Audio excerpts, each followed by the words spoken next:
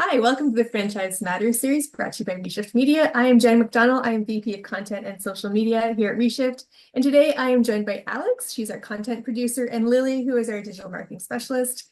And we are here to talk about social search. So we recently at Reshift released a big report on 2025 trends in digital marketing for franchises. We're going to put a link in the description so you can download that for free. But one of the big trends we talked about for 2025 was focused on social search and how people are really using social media to find things rather than search engines.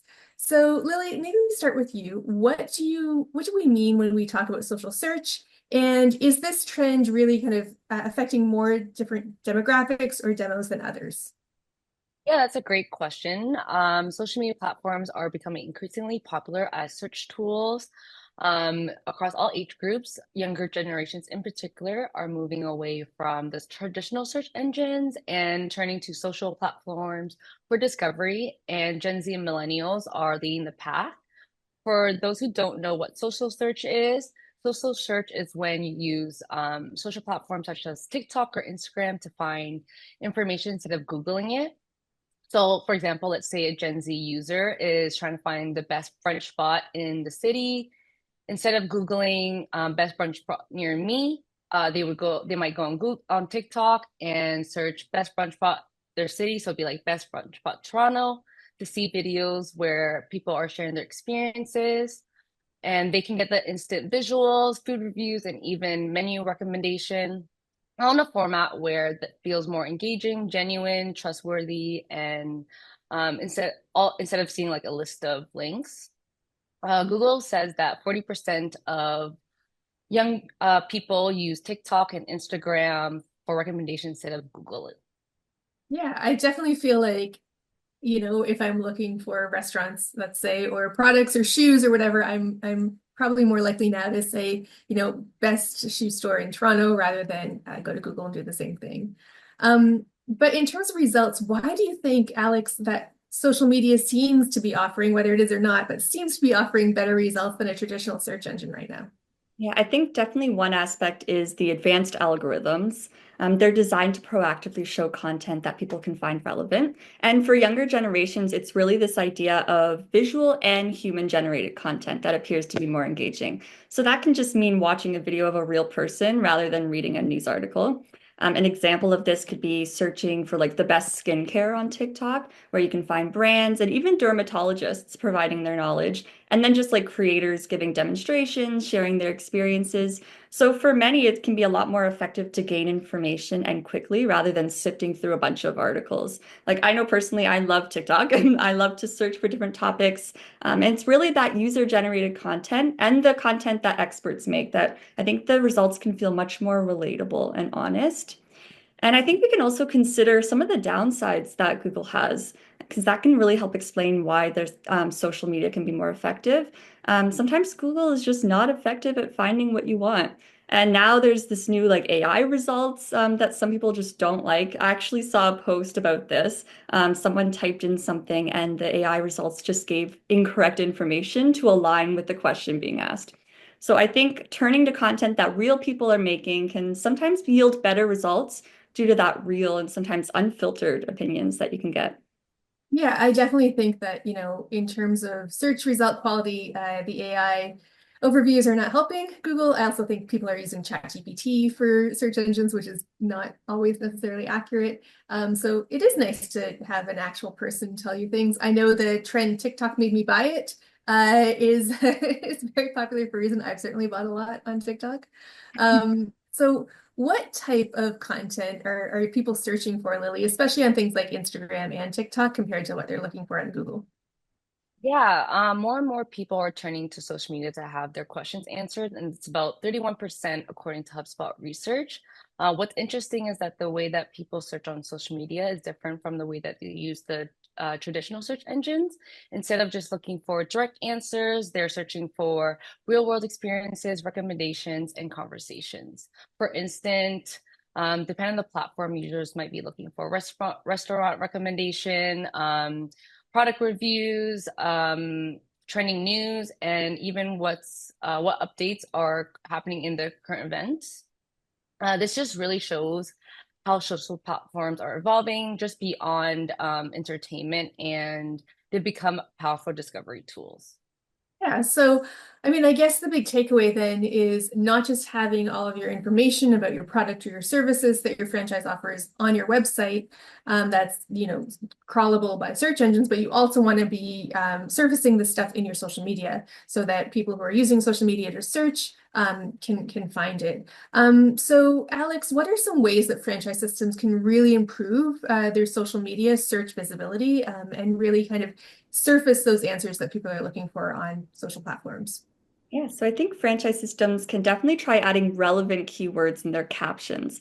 So this can be anything from like industry specific terms, product names, descriptive phrases as keywords in the caption and the hashtags as well. And so by adding these keywords at the top of your caption, and that's also called front loading your keywords, it allows the most important items to appear first. And that can really help with improving searchability. So for example, if you own a bakery franchise, for example, you could add artisan bread or like gourmet cupcakes or organic ingredients in your post captions rather than saying something like, we bake delicious treats. Um, Okay. Another one can be using descriptive alt text and subtitles. So not only is alt text incredibly important for accessibility reasons, it can also help social media platforms understand your images. And that can help improve its chances of appearing in relevant search results. So back to the bakery example, you could add, usually it's in the back end of a post, like the advanced settings, but you could add freshly decorated cakes in a variety of flavors under glass in a bakery. And that'll make the post more searchable and accessible so that more users can access it. And that's just when you say that you're adding that to explain what the actual image is that you're Exactly. showing. Yeah. Okay. And Anything else you can do? yeah, another one you can do, tag your location. And Lily kind of talked about this at the beginning, but if you're a restaurant franchise, for example, in North America, just tagging where that franchise location is located in the post itself, because then when someone's actually looking at a specific city and they want to see different restaurants, for example, that your post can pop up. And then another one I think would be just adding like keywords to your bio, and that's where your handle and description are located. So including relevant keywords in your business name and description can increase the likelihood of it appearing in search results. So for example, if you own a coffee shop franchise, your bio could be try our fresh brewed coffee, premium espresso, and pastries with fresh local ingredients. And then you can even add a local element by like stop by our insert location store today. But it is important to keep in mind that there is a word limit. So for Instagram, for example, it's up to 150 characters. So you do have to be mindful of that. Yeah, and there used to be on Instagram, you used to want to add hashtags to your bio, and now you don't really want to add hashtags. They don't really do anything in bios. So always good to keep in mind, character count limits, what the right formatting is and things like that.